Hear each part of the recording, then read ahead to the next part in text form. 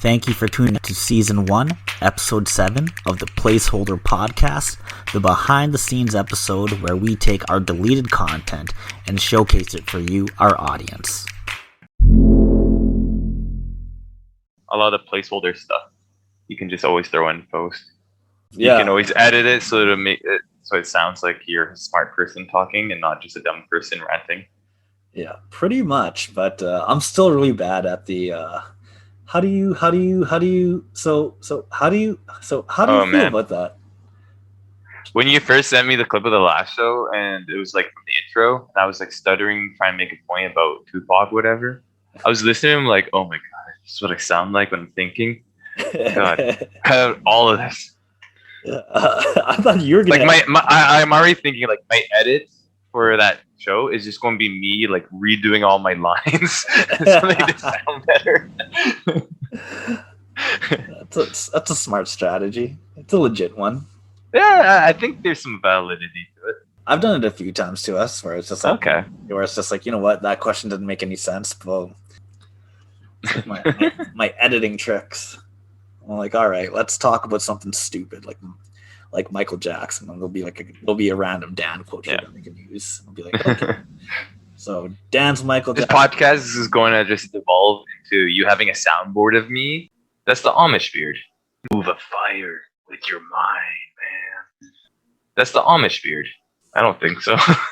No, I doubt it, but weird ass looking birds. You people go on their honeymoons like, ooh, look, the bed's made of ice. Oh, I'm going to take so many pictures.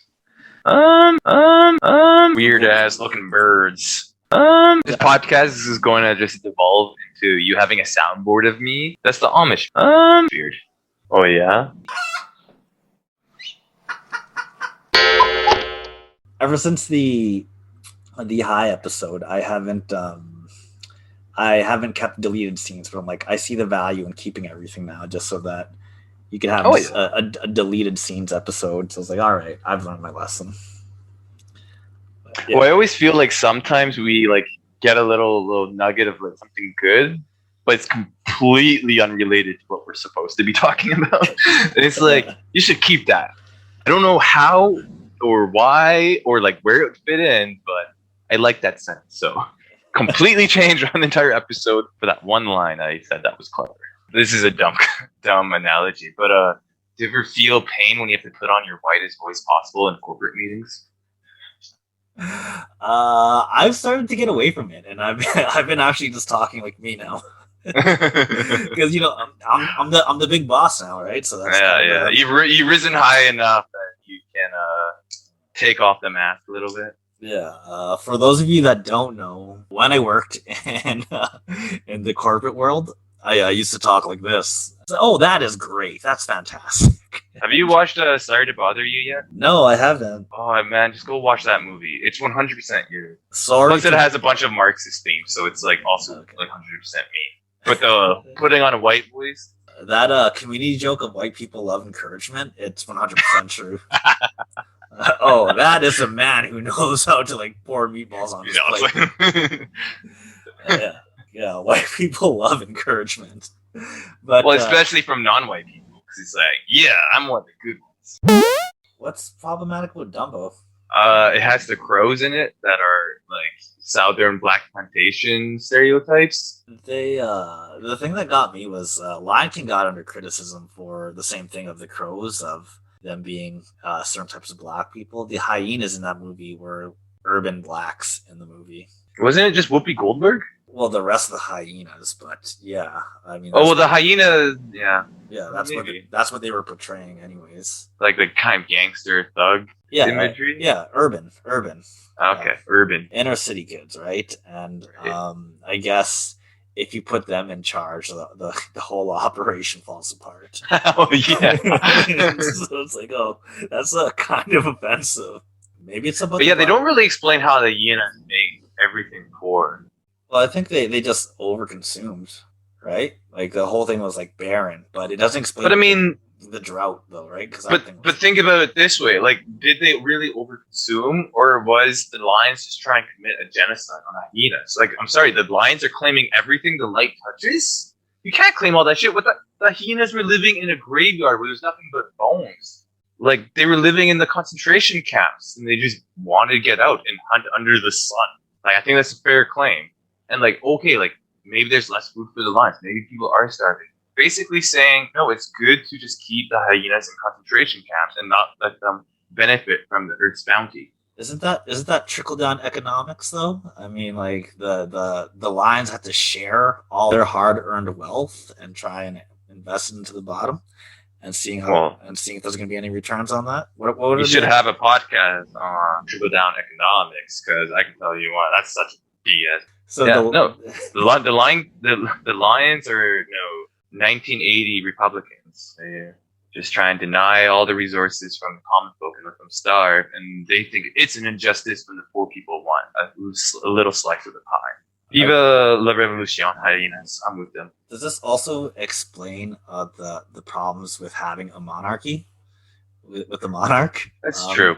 Because if a person who's supposed to be the training leader abandons the throne, you're looking at someone who is quite vindictive and did not have the officer's training and planning and foresight to manage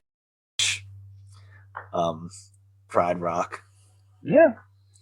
Like, does Simba have any experience being the king of Pride Rock? I'm not sure. But point is, trying to steer this back on track here. Back into slightly less racist territory. He had a Zabu, I think that's his name. Whatever that parent's name is. He had as the... This is completely off topic and probably should get cut, but go look at a picture of an actual toucan and just look at its beak. They just have massive, compared to their head, like, it's just, they're 90% beak. Yeah, they look fake. If you made like an alien on like a sci-fi movie and had like the general proportions of toucans, and toucans didn't exist and we knew them as like a reference, they'd be the most ridiculous, silly, cheesy B-movie thing you could ever come up with. There's that one creepy bird. I forget what it is, but it looks straight up evil and it's fake. It looks fake as fuck.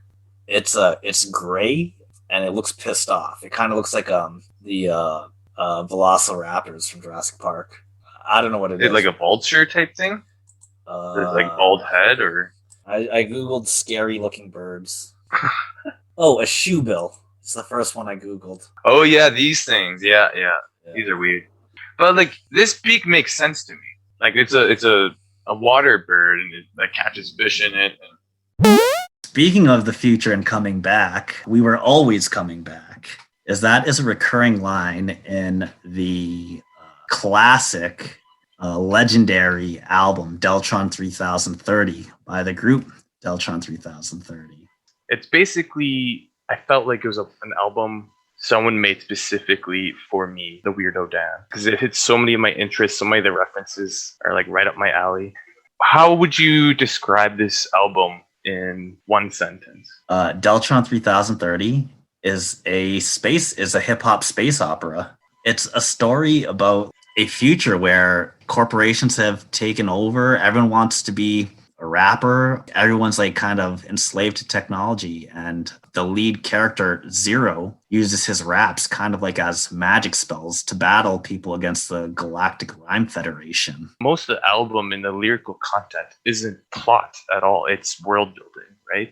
It's creating an atmosphere. He's using these sort of oddball rhymes and then like sci-fi vocabulary, and just like a oddball, vast vocabulary to begin with in general, to create these little tidbits of world building, these little lines that just sort of give you this oppressive vibe of this sci-fi dystopia. What's actually happening plot-wise is a lot of it's really vague. A lot of it you kind of have to read into to figure out what's going on. It's kind of hard to explain, but I think if anyone listening has listened to any amount of Del, you kind of know, like, it's very hard not to recognize Del when he's rapping. Yeah. Both in terms of his vocal quality and just the way and types of words he uses when he raps. Yeah, he has a really funky, weird sense of humor. Yeah, he's actually one of those rappers that passed the Shakespeare test. What's the Shakespeare test? They compare the rapper's vocabulary and their music catalog compared to Shakespeare and see how many unique words that they use. Oh, really? Yeah, and he passed. And so he's greater than Shakespeare,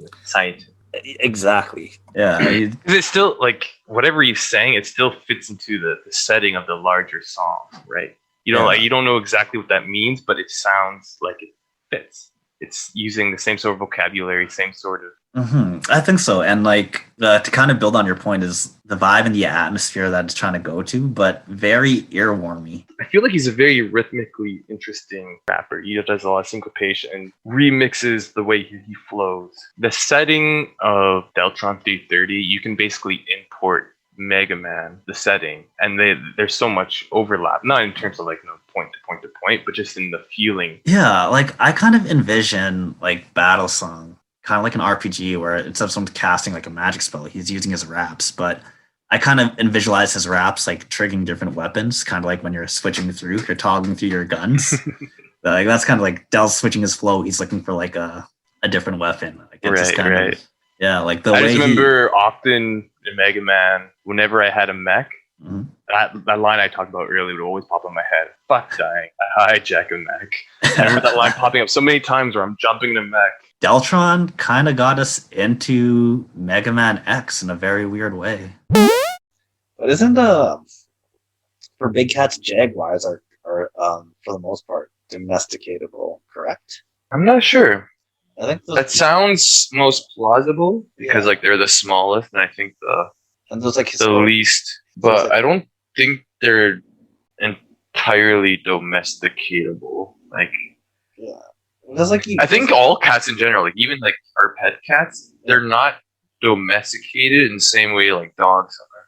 Yeah, they are not like like cats. They're not domesticated in a way like cows are, like where you breed them to be docile and passive and like harmless. And dogs we've like pacified and that like we've really modified their behaviors in the way that we want. So they're trainable, they're like friendly, they're permanently in like a puppy-like state of existence. They never graduate to like that mental wolf stage. Cats, they've adapted to humans, but not in ways we wanted. They've actually adapted to manipulate us more. So like cats meowing, like domestic cats, that meow, they don't do that towards other cats ever. It's something they do only to humans, and at a pitch specifically to like annoy humans or imitate a baby's cry. So that's behavior they've developed for their benefit at the expense of us. And like a lot of their behaviors, like just domestic cats already are just so harmless by size and like the nature of like what they consider prey that like we never had to make them docile the way we had to make dogs docile, because dogs are actually dangerous. So we never really manipulate their hunter-predator instincts. Those instincts don't apply to us. And cats are just kind of cool and chill. Other creatures they develop trust with. How many generations do you have to go to alter the temperament of a wild animal? Like how many generations? Yeah, like how many generations of like... Depends on like how much change you want. But like if you look at like pigeons, you can see like wildly crazy different pigeons within like 4 generations or something like that. Okay. If you're very doing it very careful stuff with breeding. But that's like the most like targeted, yeah. Okay. That's really interesting. I'd want to get like a fox or a raccoon. Oh yeah, they have domesticated foxes. Yeah, it takes a while though, right? I think that project was started by the Soviets in like I want to say like the 50s. But yeah, it was a Soviet program that started to domesticate foxes. Oh. So it's like it can't be that many generations because that would have been like when was this? 1952. Okay, that's not that far off. I mean, imagine fox generation. I don't know foxes at all, but I was assuming they're somewhat like cats and dogs. And so at like 3 years they reproduce-ish. So that's like 20 generations. And I think they got them like barely domesticated even before like right now. There's still a ways to go to get them like completely. Oh yeah. Like puppy dies. You don't want them as a casual pet. You still have to be like very specific if you want to keep them as a pet. Have you seen videos of like the domesticated foxes? I have. So cute. Yeah, I have. Like See, I always thought there was like those shabus were like foxes, but they're not. I always thought they were them, but it turns out no. There's like legit raccoons and like legit foxes. I just love the little voices and sounds. They just sound like little tricksters all the time. I don't know how cunning foxes are. Are they actually cunning? It comes from fox hunting. Yeah, so you know how all the rich people go out and hunt foxes with dogs? Okay, yeah. And so like cunning like a fox is like they contribute to foxes being super cunning because foxes often escape. And they're like, oh, that fox must be smart because he did it. We didn't get him. Which is just a way of saying these hunters might have did that. And Yeah. That Jordan LeBron big gets like closer and closer every year. And if he's not the greatest, I think LeBron's overtaken. I think I'm not an expert. I don't know the stats at all.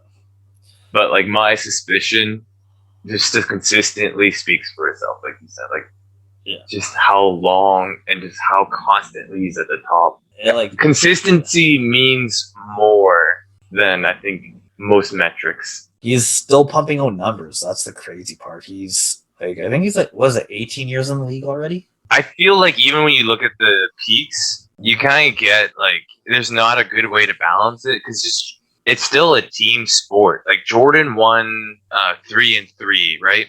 Yep. He had a great team with him. And yeah, he was the most important part of that. Who had the better team is such a really relevant metric you have to look at if you're trying to compare those two guys. And there's no good, easy way to do that. It's, I don't know. My general rule of rating athletes is every 20 years.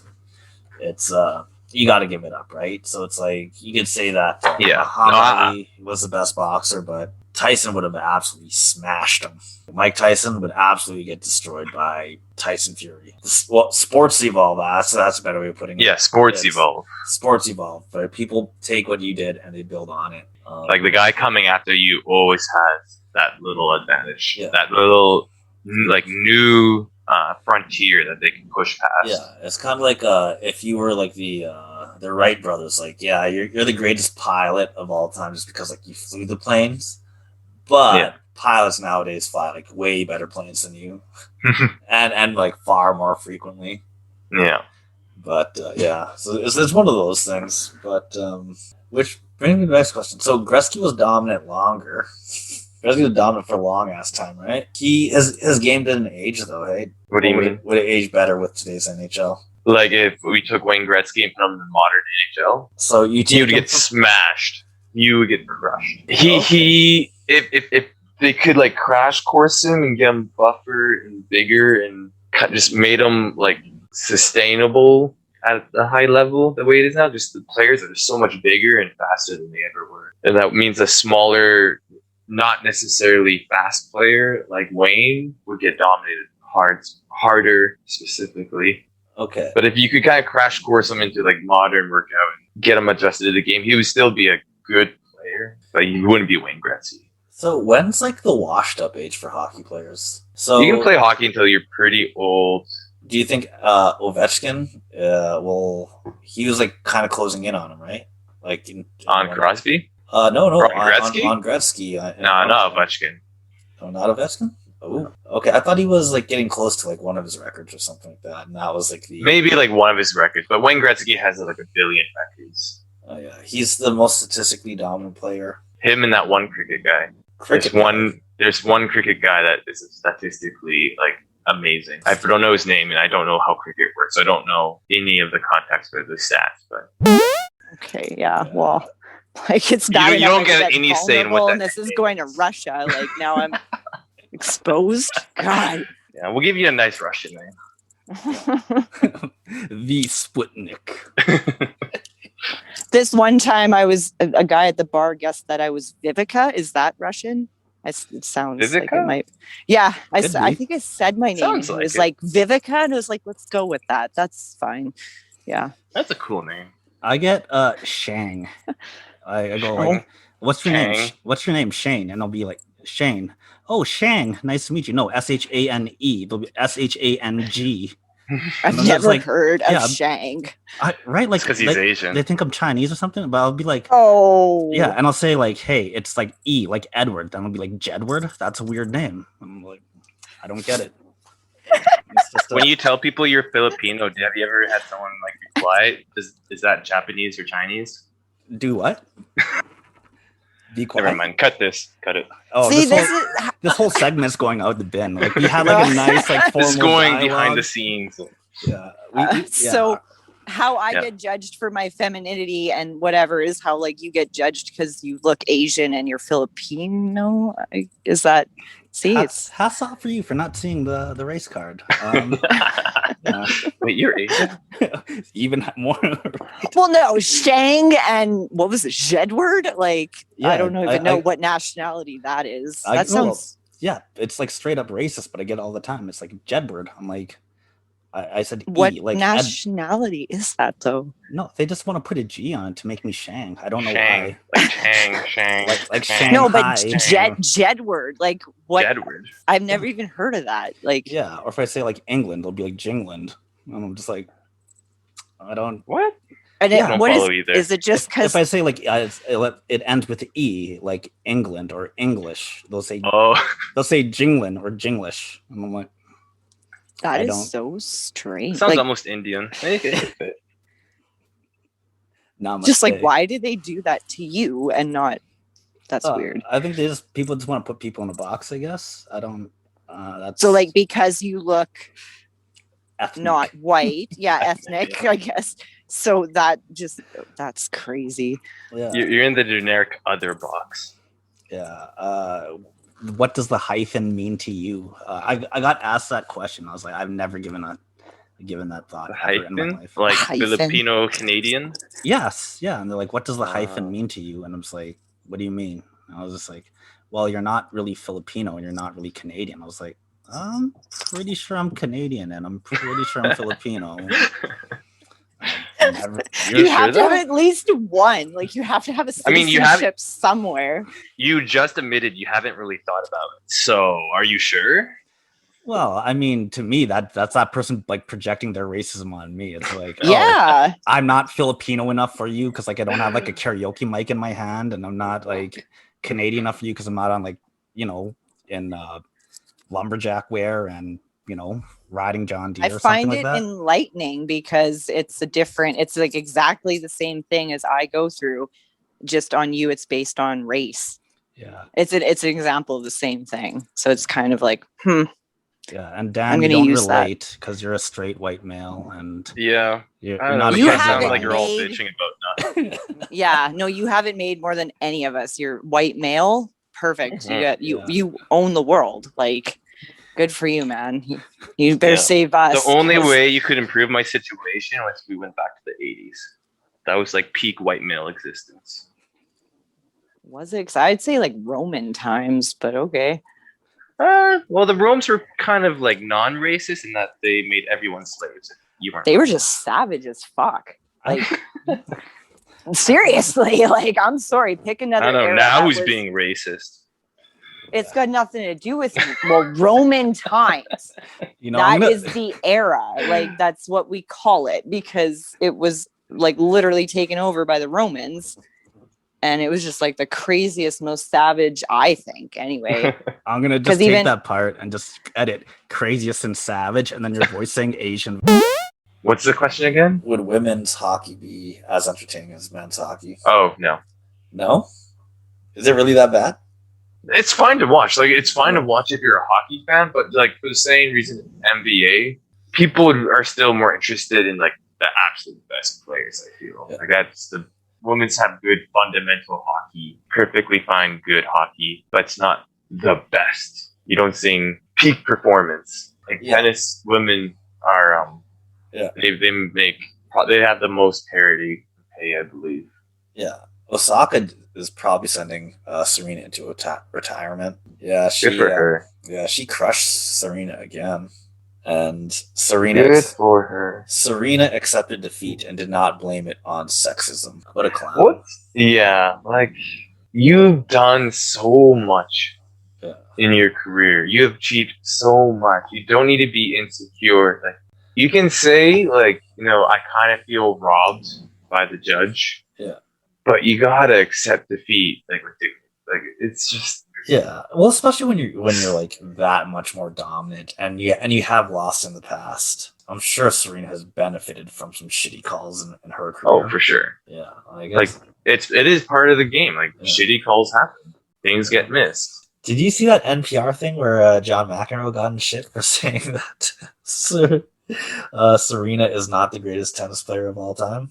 The best player, the best player is going to be a man. It created like a huge controversy, and he doubled down on it too. Which is of course he would. Yeah, he's just like, oh yeah, well, if Serena played today, she wouldn't even be in like the top 500. And then they ask him like on the radio show, oh, so not top 500. He's like, oh yeah, sorry about that, I misspoke. Not in the top 1,000.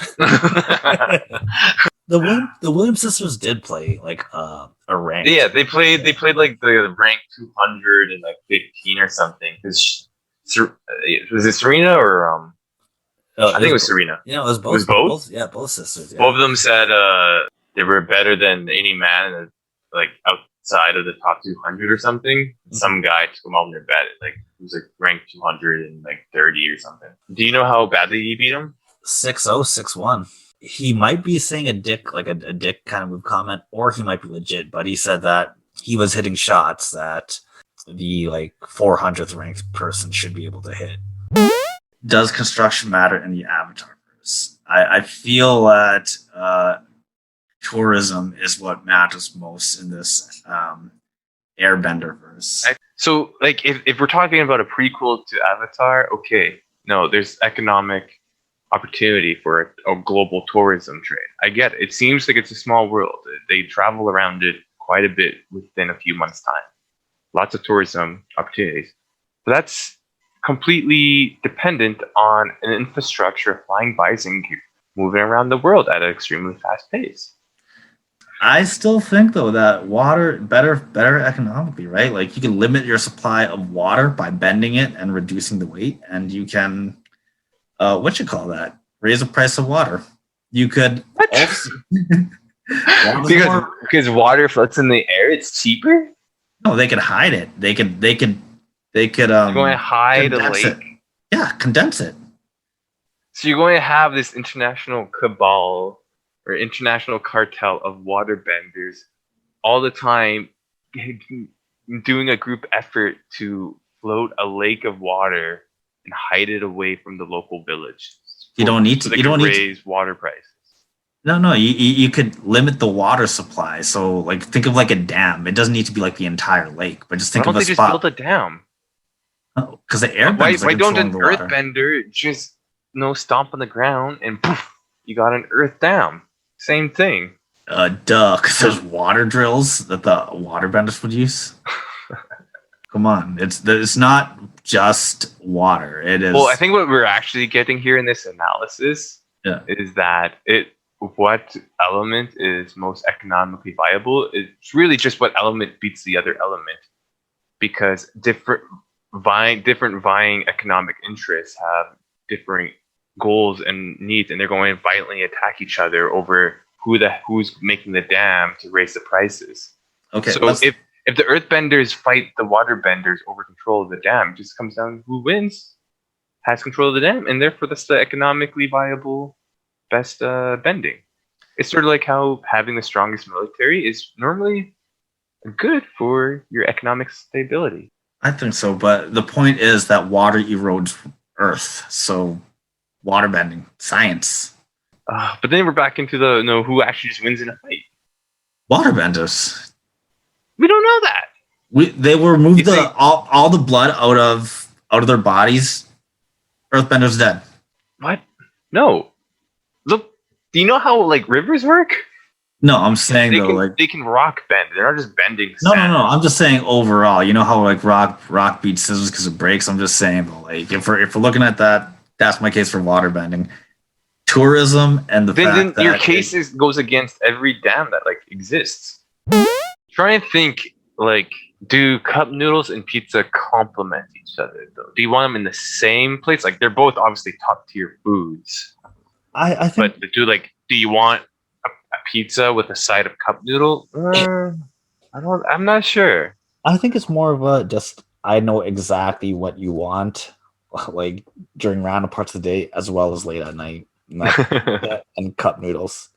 If you're not in for pizza, you're in for cup noodles. Right. I think that's yeah, I can see that. You're just kind of covering at someone's basis. It's like a one-stop shop. Yeah. It's like whatever you need is here, and whatever you need is either one of these three things. Yeah, I think so, right? And like you could even do like half the business like without anyone there. You know, like those coffee things that like pour the hot water straight in. You have one of those, but it's a coffee thing, but it pours like the hot water into your cup noodle mix. I've always had this idea of like opening a restaurant that would pair something like really cheap and like low class, like cup noodle, with like really fancy wine. Like I want to open a cup noodle wine restaurant. You come in, you have $1. No, you pay $1 for your cup noodle and $120 for the bottle of wine that goes with it. So then it automatically equals out to being like just a mid-tier restaurant. I just think it'd be a funny gimmick. I have no idea what type of person would ever come here, but I feel like I'm attacking two markets at the same time. I feel like this like for like every broke guy, hey, just wants to like take their date out. Yeah, go and get some wine. Get some wine, but what are you having? I'm just having the cup noodles. Yeah, I'm actually I feel like drinking today, but well, I got. You have your wine. Yeah, I got to drive us home. Yeah. You know what? I feel like that has to be a thing. That has to exist. Because Japan has like vending machines for like birth control. Like they must have messed with the cup noodle vending machine. Do you know who LeVar Ball is? Yeah, basketball player. I know him. Yeah. I knew that. He was like a Division II scrub, so he was good enough to play basketball at the college level, but not good enough to make it professionally. He plays basketball every day. And then there's Charles Barkley, who's now let himself become fat and basically be comic relief of a TV show. Charles Barkley hasn't played basketball since he's retired. So the debate is who would win on a one-on-one, because LeVar Ball challenged Barkley to a contest, and it's is it one of the 50 greatest basketball players of all time who hasn't played the sport in like 30 years? 20 years versus a scrub player who has faded but still plays basketball every day. Who would win? That's a good question. I don't know. I think that one's a lot more for debate. Well, I think it's like, have you seen Pros versus Joes? I've only seen like an episode or two of Pros versus Joes. What's the connection? Those pros don't lose their skills. And this is the thing. I was going to say, like, I'm sure Charles Barkley, like his fundamentals will be still significantly better than LeVar Ball's.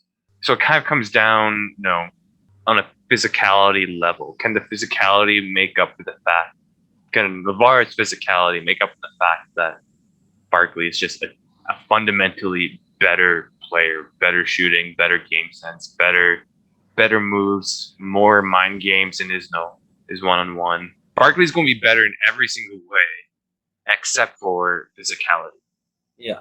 And if he still has that muscle memory, but it's hard to imagine. Like, I'm sure he still has the muscle memory. The question is, like, will his muscles do what he remembers? Man, fuck jazz, by the way. No, I'm so into jazz. Well, into my weird sub jazz now, but I'm super into it. For real? Play the right notes, play at the right timing. No, man, no. Did you see that Jacob Collier, Herbie Hancock? Yeah. Video? Okay, like that stuff goes way over my head. I don't get that stuff. I mean, when they're talking about the overtones and undertones. But like, I understand why someone would like it, assuming they knew a lot more about music than I did. Prince is that way too, though. Hey, Prince? Yeah, there's like a lot of his songs have like inside jokes to them. Yeah. I heard of it. I think you told me a lot about this. Kiss is a funk song without a bass line. Yeah, without a bass line. Yeah. Dove's Cry is power rock ballad without a guitar, and yeah, just like a whole bunch of like weird shit like that. That's just kind of his shtick. Yeah, I want to like Prince, but his music is like, it's way too dated to the 80s for me. Yeah, it just sounds too 80s. I don't know. I've ever since I learned that, I've become more appreciative of Prince, but I still don't get a lot of his music. I kind of hate some of the circle jerk, like this is sort of niche, but like Reddit has a super hard on for Prince that I think just kind of annoys me because everyone points the same guitar solo that he did for the Beatles. Do you know this video? As my guitar gently weeps. Was this solo good? I play a little bit of guitar, but it's good, but it's not nearly as good as people seem to think on Reddit. It's mostly good because it's really great swagger when he's playing it. That's really what it's about. He has great swagger during that solo. I've never understood swag guitarists. I think it was you that told me that the guitarist from AC/DC can only play like 4 chords, but like his response was there are 4 really good chords. Yeah. Well, I used to always joke that AC/DC wrote a really good song many times. And even after I made that joke as a kid, I learned that there's actually an interview thing that he did. The one, I forget what you remember, but one of the members made, it's like, I hate when people say we wrote the same album 10 times. We have 11 albums.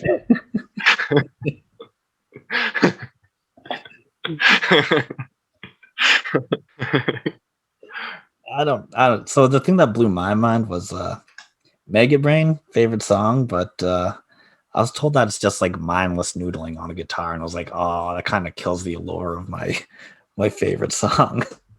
I mean, all music is just sort of noodling. I guess. I don't know. Like, what's the difference between noodling a good riff and writing a good riff? I think one is purposeful. Again, death of the author. Once it's out there, it doesn't matter.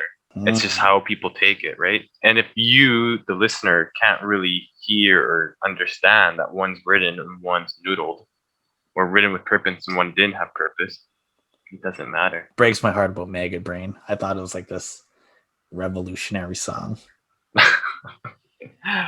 Kind of. I mean, a revolutionary song can just be noodling. Because what you do is that you would water bend and make ice to make a platform underneath you, and then you do another one and another one. So as long as you keep on replacing the water, was like you can make thousands of meters up in the air.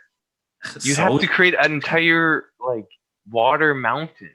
No, just water steps. You're gonna get just a little bit of water, like say just the recommended before you break through for your ice. So you need, I believe it's 5 inches minimum to 5 to 8 inches of your ice for that first step. You just need that, something to fit your left foot.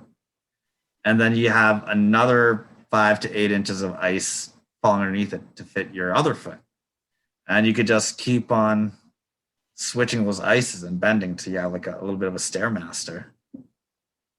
Right, a bender could do that, but that's not tourism infrastructure. You're going to have a bender using his ice steps carrying up tourists to the air temple. Yeah, like those are like some really funny ass lines, and I don't know, maybe we could do a react to it, I guess. And yeah, you want to give it a spin, but what's it called? Sorry, the Placeholder Podcast with Dan and Shane. That sounds amazing.